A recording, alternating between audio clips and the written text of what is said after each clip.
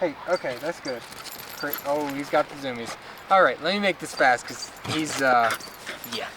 Hello, you beautiful people, and Happy New Year's. So, I know 2 videos ago, I showed you guys how to make a bow staff, and this is the final product. I don't know if I've actually showed you.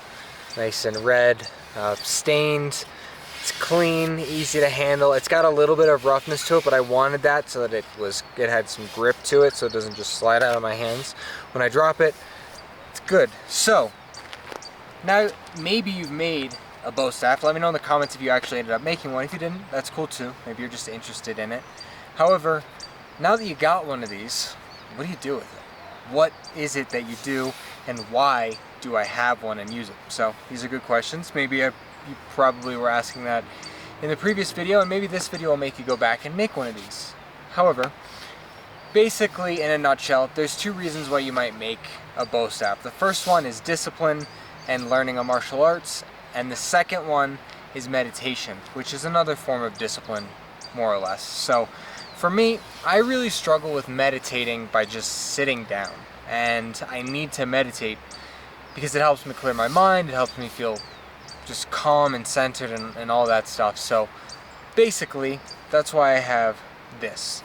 This helps me meditate while being able to kind of focus but not focus on something. More or less, it's kind of like one of those fidget spinners, but a lot more effective, essentially, and a lot bigger. So now I have this bow staff, and my intention is to meditate. Obviously, it's going to be difficult for me to meditate in a video like this, because I'm going to be instructing you and showing you how to use this. Now, if you really, really like this and you want to dive in, there are people that are much better than I at this. There are people who have been doing it for years and years and years, so if you want an instruction on how to use the bow staff past what I'm showing you, the basics, then you can watch those. But I find the basics that I use, it's enough to kind of get me into that meditative space without being too focused on, oh, was my form correct, was my form not correct. These are very easy beginner exercises that you don't have to worry about your form too much. You want to keep generally a straight back.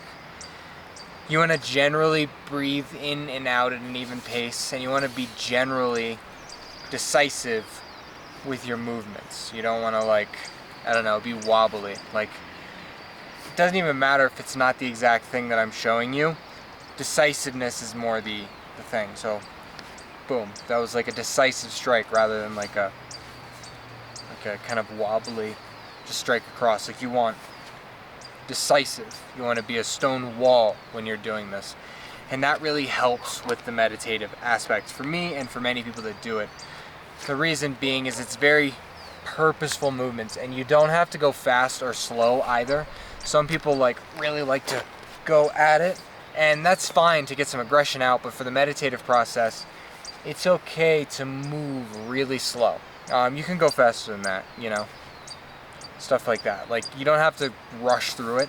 The point is to meditate if you're doing it for the reasons that I'm doing it. If you're doing it for the discipline and martial art reasons, you're gonna wanna maybe start with this, but you're going to want to move on to one of those more advanced videos rather quickly, because it's going to teach you more. I do recommend getting to those videos eventually, because it'll allow you to add things to do while you're meditating with the bow staff. But usually you have to get pretty good at those things before you end up adding them to your kind of routine. So anyway, that's my spiel. But yeah, if you didn't make one of these and you are interested in doing this, go back to my last video and make one. Essentially, real nutshell, you just got to go to Home Depot or whatever home goods and wood lumber store you have, get a circular piece of wood about the size of your hand, and, you know, sand it down and do stuff. I did it on a video with you, so you know what exactly you can, but if you just found a broomstick, you could do this. You don't need to make one of these. The reason why I made one, and I talked about it in the video a little bit more, was just because it connects you with the practice. Now we are actually not moving into, we are in the new year when you're watching this. So, with that being said, this is a good thing that you could potentially take up as your New Year's resolution to do once a week for 20 minutes in the morning or something like that. 5 minutes in the morning every day, whatever it is. Also, last quick thing, I'm gonna be moving through things faster than I normally would have when I'm practicing. So when I show you an exercise, something, I might do that for 5 minutes instead of 30 seconds, for example. So, okay, let's get into it. So first of all, how do you want to hold the staff? I'm left-handed, but I like to hold it in my non-dominant hand. So I like to take it in my right hand, and then I just kind of twist it up. Usually, I like to do an up grip on the top hand, and I like to do a down grip on the bottom hand. So think, if I'm resting my hand down, I'm holding it like this. And then I just want to take my other hand and just grip it like this, so they're reversed.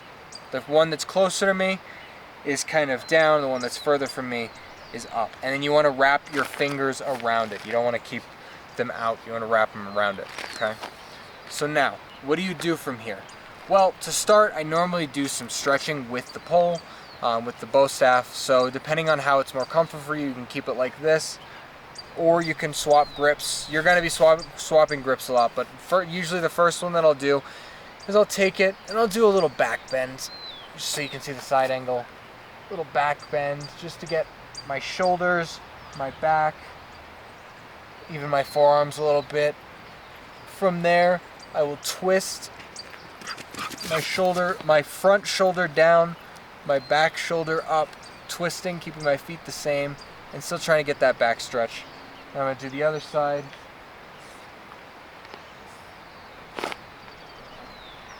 Yep, cool.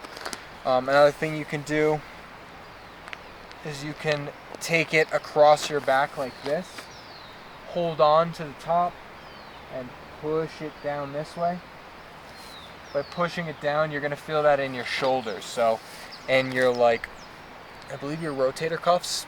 I'm not a muscle guy. I know a lot about the body, but muscles is really where I don't know much. But it's going to give you like a little bit of a shoulder kind of stretch. You'll feel it. Don't go too hard with this one. You'll feel it immediately right here. Cool.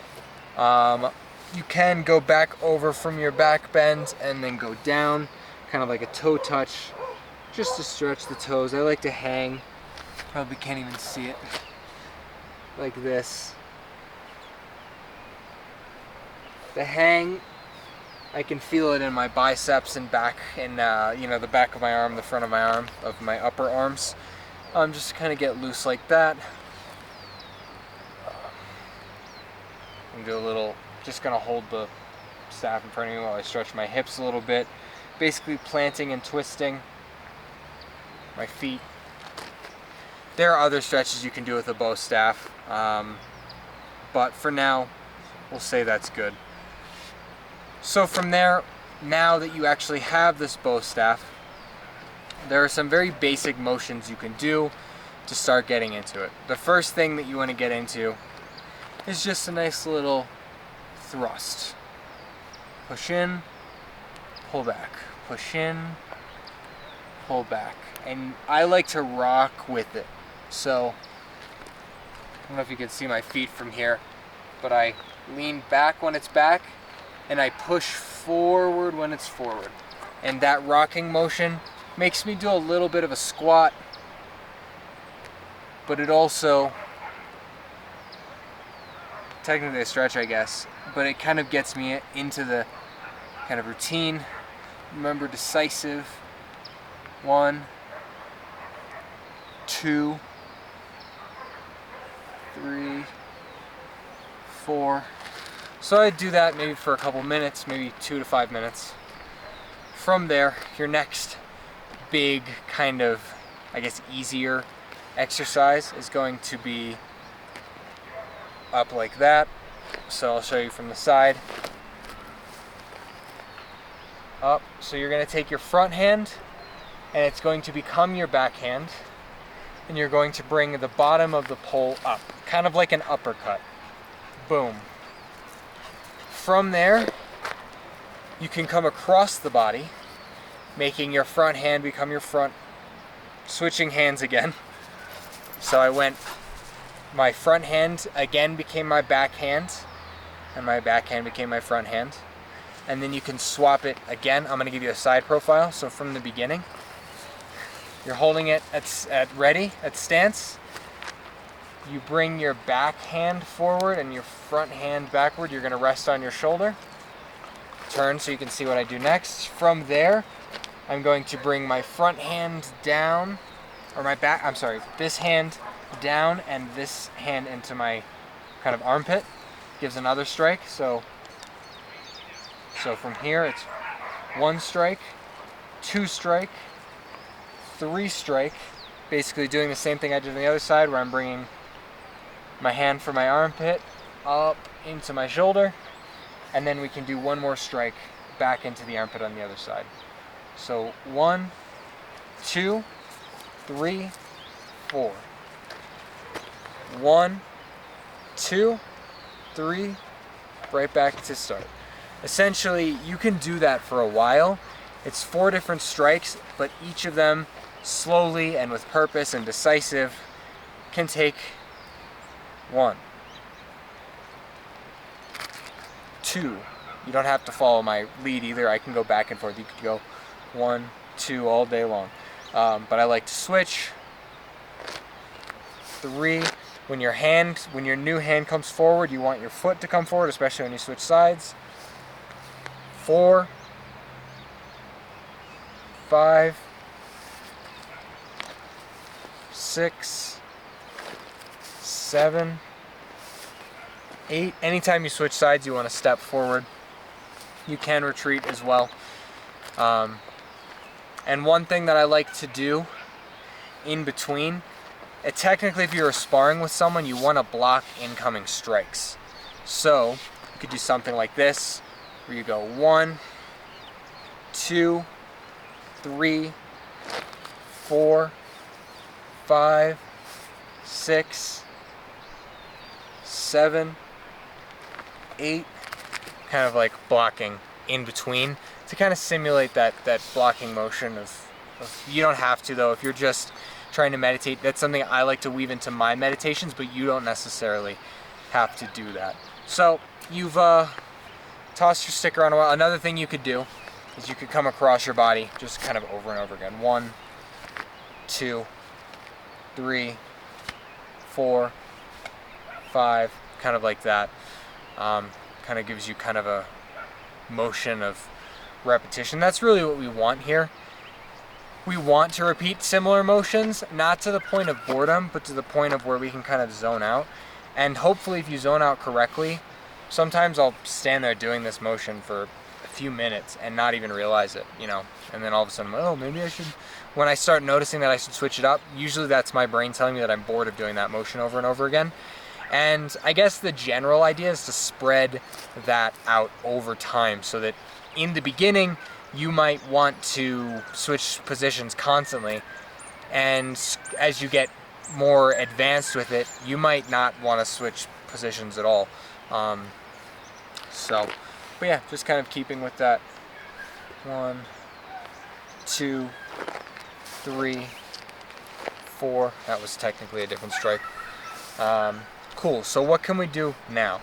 So another one that I really like to do is I like to do over the head spins. So you're gonna rest the tip of it on your back and kind of hold it at attention. So like if you're talking with someone or something, like you would hold it like this, where it's not, you're obviously holding a weapon, but you're not like immediately aggressive with it. So you're kind of just at attention. Maybe you have the pull down at attention and then you bring it up across your back. It's a little bit more of an aggressive stance without being super outwardly aggressive. But anyway, you have the pull across your back. Then what you want to do is swing your hand out in front of you, and as it starts to point the front, twist your wrist, and if you can, let it roll once before you come across. So once again, slowly, it's across your back. You come across the front of your body, and once you get right up to where you're pointing directly in front of yourself, you twist your wrist to start making it go perpendicular to you. You can roll it over your hands and then strike down. It's actually a pretty genuinely powerful strike when done at full speed.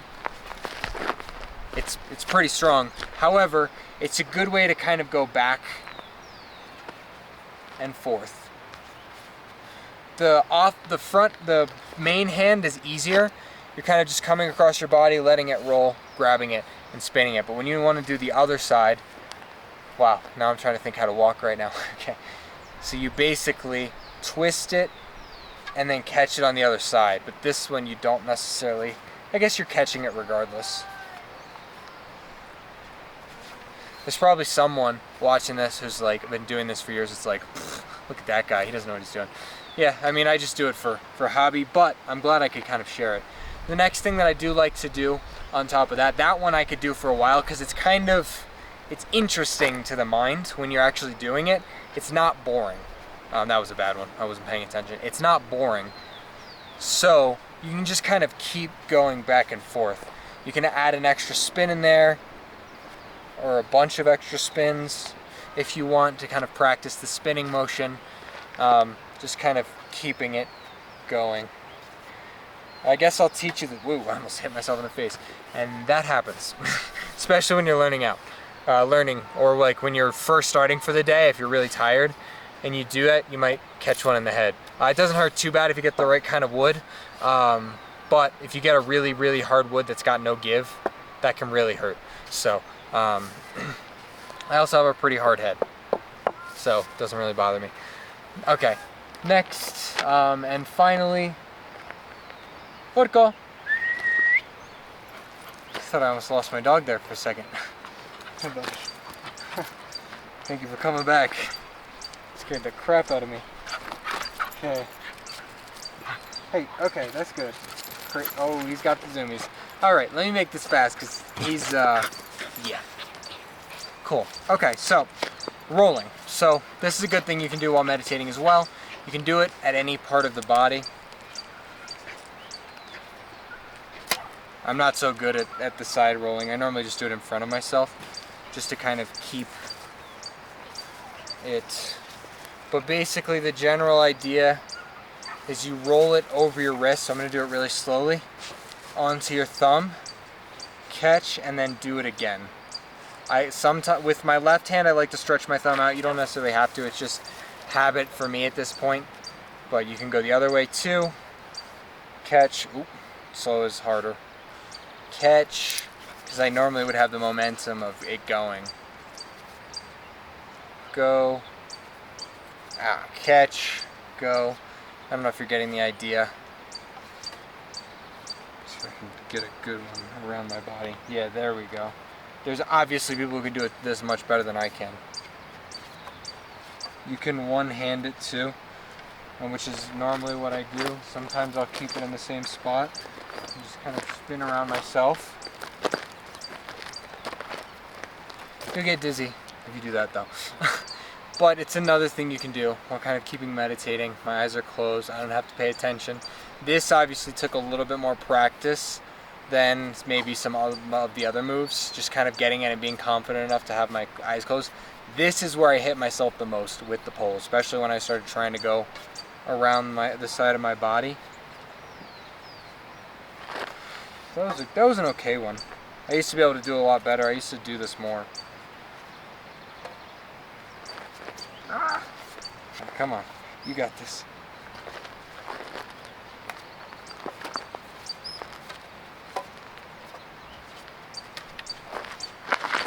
Yeah, that was better. Anyway, that's the general gist of it. If this is something that you like and you think you'll do, go ahead and let me know down in the comments below. If this is something you want a better instructional for, like longer, more advanced, whatever, let me know. I do practice, and there are a lot of things that I would normally do that I just feel like weren't fitting for this video. But I more or less want to see how it's received, so I'm looking forward to hearing your comments and what you think down below. And if you want to see the other crazy stuff I get myself into here in Peru, right up here, click this video. YouTube thinks it's perfect for you. Otherwise, if you click on right on Orco, right around this area, it's going to be a subscribe button. So whenever I make another one of these or do something else, you'll be the first to know. And you can become part of the community. I'll see you soon.